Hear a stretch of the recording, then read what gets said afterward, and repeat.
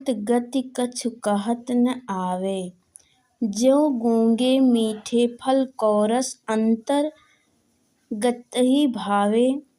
परम स्वाद सबहि सुनिरंतर अमित तोष उपजावे।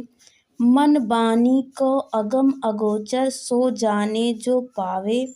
रूप रेख गुण जात जुगत बिन निरालंबित धावे।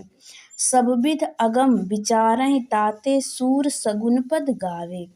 प्रस्तुत दोहे के माध्यम से या प्रस्तुत काव्य पंक्तियों के माध्यम से सूरदास जी निर्गुण ब्रह्म को निम्न तथा सगुण ब्रह्म को उच्च बताते हुए कहते हैं कि अविगत गति कछु कहत न आवे।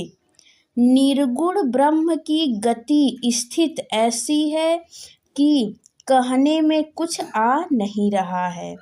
कहते हैं जो गूंगे मीठे फल को रस, जो मतलब जैसे जिस प्रकार से कोई गूंगा व्यक्ति मीठे फल को ग्रहण कर लेता है। जो गूंगे मीठे फल को रस, जिस प्रकार से कोई गूंगा व्यक्ति मीठे फल को ग्रहण करके उसके रस को अपने अंतर मन में अंतर्गत ही भावे। अपने अंतर मन में अनुभव तो कर सकता है लेकिन वह किसी को बता नहीं सकता है। कहते हैं परम स्वाद सबहि सु निरंतर।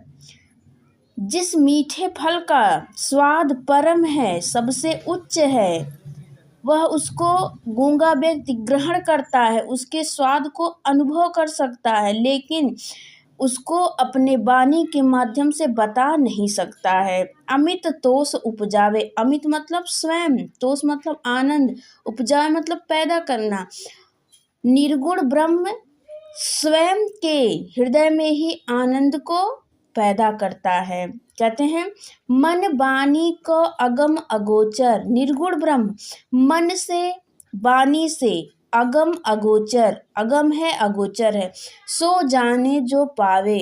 निर्गुण ब्रह्म को वही पा सकता है जो उस ब्रह्म को जानता है। आगे कहते हैं रूप रेख गुण जात जुगत बिन। कहते हैं निर्गुण ब्रह्म के ना तो रूप है, ना रेख है, ना ही उसकी कोई जाति है, ना ही उसका कोई आकार है, तो हम बिना आकार के ब्रह्म को हम किस प्रकार से ग्रहण कर सकते हैं। आगे कहते हैं सब विध अगम विचारहि ताते। इस प्रकार से सूरदास जी कहते हैं कि सभी प्रकार से विचार करने के बाद हम निर्गुण ब्रह्म को निम्न मानते हुए सगुण ब्रह्म के पदों का हम गान करते हैं। यह दोहा, यह काव्य पंक्ति सूरदास द्वारा लिखित कक्षा 10 के पहले अध्याय के दूसरे दोहे के नंबर पे है